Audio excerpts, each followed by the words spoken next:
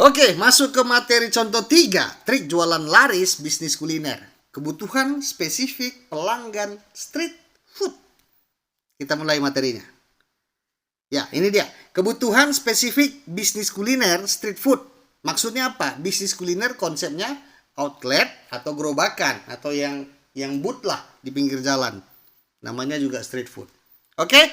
Nah, ini dia. Bisnis kuliner model street food ini itu punya banyak jenis menu kuliner yang dijual. Ya. Dan biasanya menu yang dijual itu rata-rata menunya itu aja. Gak ada spesialnya. Ya, ada orang jual martabak, ada yang beli ikut deh jual martabak. Ada orang jual burger, dilihat ada yang beli ikut deh jual burger. Ada yang jual roti bakar ikut deh jual roti bakar. Ada orang jual bakso pentol ikut deh jual bakso pentol. Ada orang jual gorengan ikut deh jual gorengan. Nah, kalau Anda mau jual martabak di tengah orang yang sudah ada jual martabak, Anda mau jual burger di tengah orang yang sudah ada jual burger, Anda mau jual roti bakar di tengah orang yang sudah ada jual roti bakar, dan begitu seterusnya, maka ya, kita baca sama-sama. Anda sebagai pebisnis kuliner jenis street food yang modelnya begitu, ya, harus punya rasa yang benar-benar enak dan harganya juga harus sesuai dengan rasanya. Boleh nggak jual mahal? Boleh, tapi rasanya juga ya harus enak-enak bener. Bukan bukan yang biasa-biasa aja. Ya. Kalau misalnya Anda mau jual yang sudah ada, Anda jadi the best-nya, Anda jadi yang terbaiknya. Harganya juga lumayan terjangkau, bukan lumayan mahal. Ya. Nah, tapi kalau misalnya Anda bingung, Bang, gimana sih Bang kalau kayak gitu aku harus bagaimana, Bang? Aku udah keburu jualan martabak ini, Bang. Di tengah-tengah penjual martabak yang lain. Aku udah keburu jual burger nih, Bang. Di tengah-tengah penjual burger yang lain. Oke deh. Kalau udah keburu, udah terlanjur, kita mau bilang apa? Nah, Anda coba terapkan beberapa contoh kebutuhan spesifik jenis street food yang berikut ini. Kita mulai bedah berpikir kita, ya, yang kita sampaikan kepada calon konsumen kita. Oke? Oke. Yang pertama, ubah bentuk atau tampilan menu. Misalnya, martabak biasanya bentuknya bulat, betul ya? Nah, lalu dilipat, habis itu dipotong-potong. Coba Anda ubah jadi bentuk cetakan bintang. Ya, dan boleh beli sesuai kebutuhan. Boleh beli porsi yang lebih kecil. Biasanya orang mau beli martabak itu bleber-bleber, ya kan?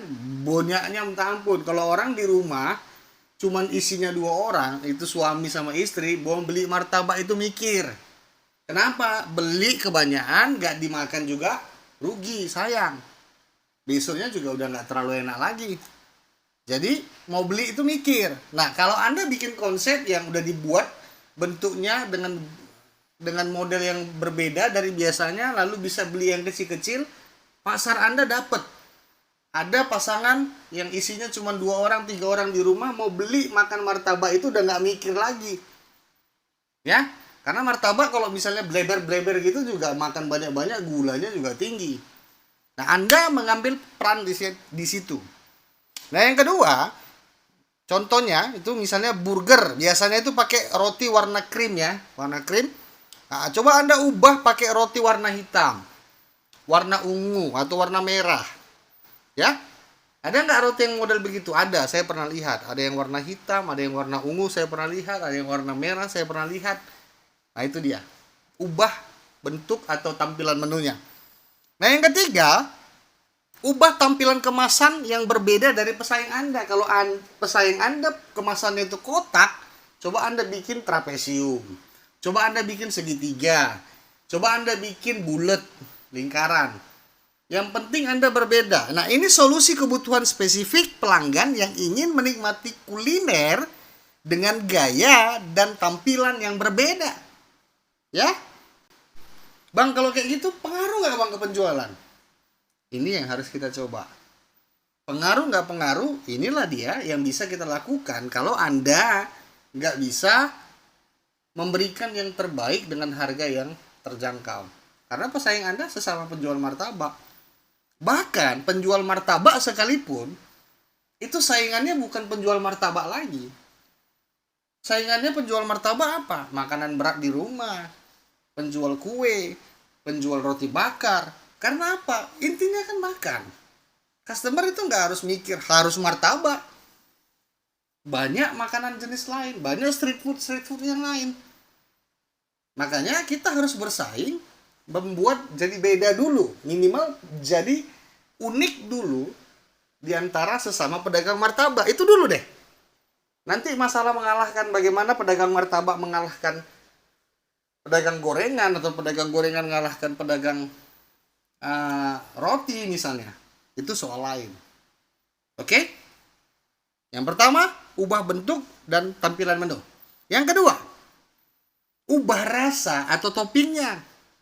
Misalnya, burger itu biasanya identik dengan rasa pedas, gurih, ya. Biasanya nggak jauh-jauh dari situ. Nah, coba ubah jadi rasa manis. Burger rasa manis. Contoh, roti burgernya diisi dengan es krim, ya, dengan topping lelehan coklat di dalamnya. Unik nggak? Ada roti, di dalam roti itu ada es krim. Ada es krim, ada lelehan coklat di dalamnya. Unik nggak? Ya unik pasti. Orang pasti pengen coba gimana sih rasanya gitu. Ya. Yang kedua, pisang goreng biasanya digoreng pakai tepung jagung atau tepung roti biasa gitu ya. Nah, coba ubah jadi tepung roti lalu disiram dengan lelehan coklat di atasnya atau disiram pakai saus stroberi. Jadi pisangnya itu bukan hanya digoreng gitu aja, tapi ada topping yang lelehan coklat atau saus stroberinya di atasnya. Pengen nggak orang makan jadinya? Pengen. Nah, ini solusi kebutuhan spesifik pelanggan yang udah bosan makan menu street food yang begitu-begitu aja. Template semuanya. Nah, ini coba diubah. Yang pertama, ubah tampilan atau bentuk. Yang kedua, ubah rasa atau tambahkan topping yang berbeda. Itu dia. Oke, lanjut. Yang ketiga. Ini dia.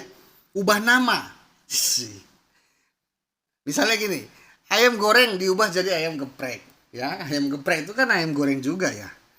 Terus ayam penyet ayam goreng juga ya. Terus ayam kalasan ayam goreng juga ya.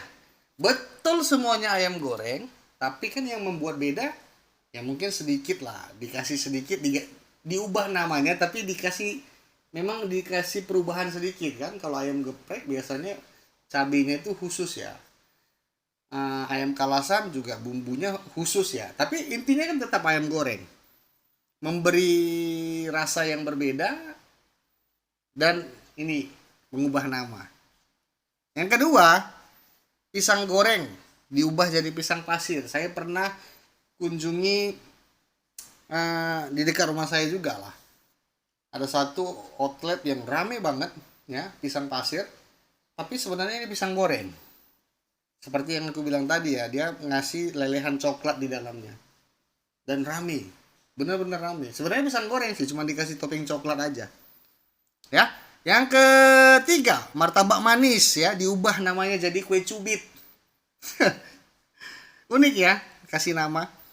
Terus tahu goreng ya, diubah namanya jadi tahu wijen. Ya, tahu goreng juga, cuma dikasih sedikit wijen di atasnya. Sama seperti ayam geprek. Sama-sama digoreng, tapi diubah namanya, terus diberi rasa yang berbeda juga sedikit. Ya, yang terakhir contohnya itu roti isi biasa. Misalnya isi biasa itu isi coklat, isi srikaya. Nah, diubah namanya jadi roti sobek. Ini yang sering-sering kita dengar lah, mengubah nama. Ya, yang nggak bisa dipungkiri, nama itu juga membawa rasa. Apalagi jika bentuk aslinya itu dirubah ya, yang seperti tahu goreng diganti jadi tahu wijen, itu kan bentuk aslinya sedikit berubah ya. Nah, maka mengubah nama kuliner pasti menambah keunikan terhadap jenis kuliner Anda. Oke? Oke ya, yang keempat, ini dia. Ciptakan menu baru yang belum pernah ada.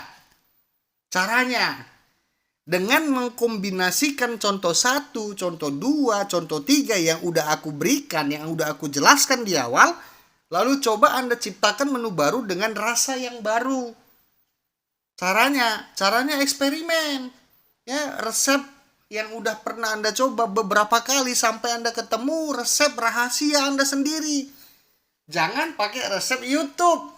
YouTube ngasih resep, jutaan orang lihat, jutaan orang terapkan, bahkan mungkin dalam satu kota Anda, dalam satu kecamatan Anda, ya pakai resep yang sama dari YouTube itu. Jadi itu yang buat sehingga menu street food Anda itu nggak ada spesialnya.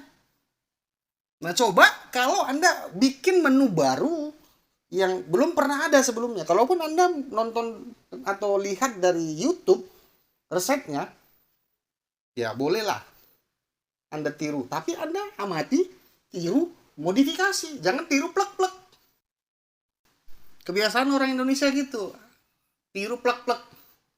Nah, kalau Anda buat menu yang khusus, ya, yang belum pernah ada, mind blowing, pecahkan pikiran di kepala Anda untuk menciptakan resep yang terbaru. Ya, sehingga menu, ya, paragraf kedua kita baca, sehingga menu street food Anda tidak mudah ditiru oleh siapapun, dan menu street food Anda punya tempat spesial di hati pelanggan Anda. Memang nggak gampang, Bang. Aku tahu. Eksperimen-eksperimen itu juga perlu modal. Aku ngerti. Tapi sambil jalan, ya, sambil menjual menu street food yang itu aja, sambil jalan nih, Anda juga sambil eksperimen. Jangan mau begitu-begitu aja. Sampai suatu hari Anda ketemu satu menu karya hasil eksperimen Anda sendiri. Boom! Banyak orang yang ngejar-ngejar resep Anda. Banyak orang yang berbondong-bondong ingin franchise sama Anda. Itu dia. Oke? Semangat. Kalian pasti bisa. Oke ya? Kita lanjut. Banyak contoh tapi masih bingung. Kebutuhan spesifik mana yang akan laris untuk street food Anda? Caranya, kalau Anda yakin dengan rasa street food Anda itu udah benar-benar enak dan udah harganya juga udah terjangkau, ya udah, Anda cukup pakai contoh satu aja. Itu udah bisa membantu penjualan Anda. Contoh satu tadi apa? Ubah bentuk atau ubah tampilan. Ya, itu udah cukup. Selama Anda yakin dan betul-betul rasanya enak. Dan yang kedua, kalau Anda belum yakin dengan rasa street food Anda, itu bisa terapkan contoh 1, contoh 2, contoh 3. Atau saran saya, coba lakukan sampai ke contoh 4. Ya, seperti yang udah kujelaskan barusan. Ya, penjualan street food Anda itu pasti kebanjiran orderan. Coba, lakukan, gagal, ulangin lagi. Sampai ketemu. Pasti bisa. Oke. Yang terakhir, ini ingat ya. Ini kan materi contoh yang sengaja saya buat untuk membantu Anda mengerjakan 3 level target market. Maka sekarang sebelum Anda nonton materi selanjutnya, ayo kerjakan dulu tugas Anda menentukan 3 level target market dari materi step 1 yang udah kujelaskan di video sebelumnya, yaitu yang tentang broad, niche, dan super niche. Nah, kalau udah selesai mengerjakan tugasnya, Anda langsung lompat nonton trik jualan laris step 2. Jadi Anda nggak perlu nonton materi contoh produk lain yang nggak Anda jual. Karena ada contoh kafe, ada contoh cake, ada contoh minuman kekinian. Kalau Anda nggak jual itu nggak usah. Daripada pecah pikirannya, fokusnya kemana-mana, tapi di street foodnya sendiri pun belum beres. Oke? Itu dia materi kali ini, bisnis laris rasanya manis. Ciao.